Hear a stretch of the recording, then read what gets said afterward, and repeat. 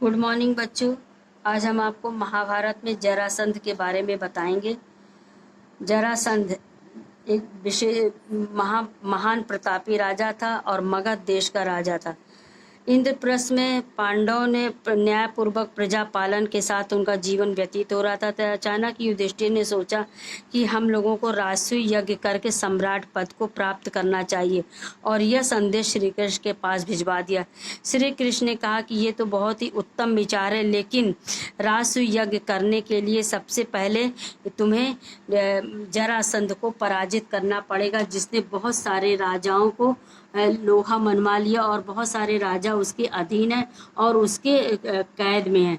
अगर उसे पराजित कर दिया जाएगा तभी तुम जो है राजसूय यज्ञ करके सम्राट पद को प्राप्त कर सकते हो। बहुत ही प्रतापी राजा है, यहाँ तक कि उससे 3 वर्ष तक लड़ते रहने के बाद भी उसकी सेनाओं पर कोई असर नहीं हुआ और आखिरी में मथुरा छोड़ करके हम लोगों को द्वारिका जाकर के नए नगर का निर्माण करना पड़ा।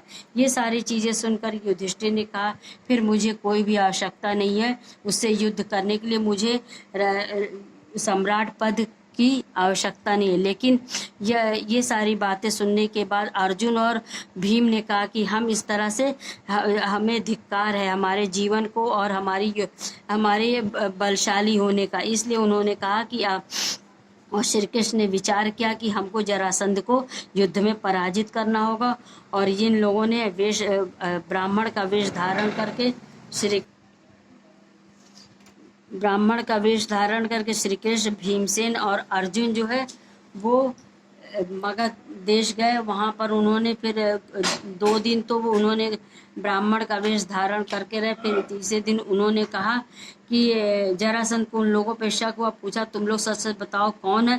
तब उन लोगों ने कहा कि हम अर्जुन और भीमसेन है और तुमसे द्वंद्व युद्ध करने की इच्छा करते हैं। तभी भीमसेन और जरासंध के बीच में कुश्ती शुरू हो गई। दोनों वीर एक दूसरे को पकड़ते मारते उठाते हुए लड़ने लगे। इस प्रकार पल भर भी विश्राम किए बिना 13 दिन और 13 रातें लगातार ये लोग लड़ते रहे। 14वें दिन जरासंध थोड़ा सा थक करके बैठ गया। वही मौका पाकर श्री कृष्ण ने भीमसेन को इशारा किया और इशारे को समझ करके भीमसेन ने उसको 2 टुकड़े करके दोनों ही विपरीत दिशा में फेंक करके जरासंध का अंत कर दिया।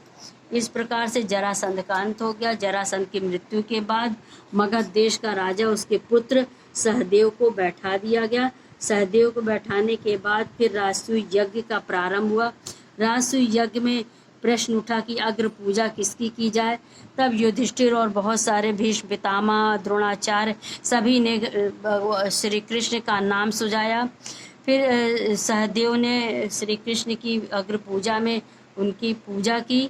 अग्र पूजा की विधिवत श्री कृष्ण की पूजा की गई, जिसको 6 दिन अरे शिशुपाल को अच्छा नहीं लगा और वह एकाएक ठहाका मारकर हंस पड़ा और बोलने लगा, व्यंग करने लगा कि ऐसे व्यक्ति को अग्र पूजा के लिए किया जा रहा है जिसने जो है जरासंध को मरवा डाला और जिसे तुम धर्मात्मा कहते हो वो विश्वास करने के योग्य नहीं है, वो बहुत ही धूर्त है। तरह तरह की गालियाँ जो है जरासंध अरे शिशुपाल जो है वो श्री कृष्ण को देता रहा।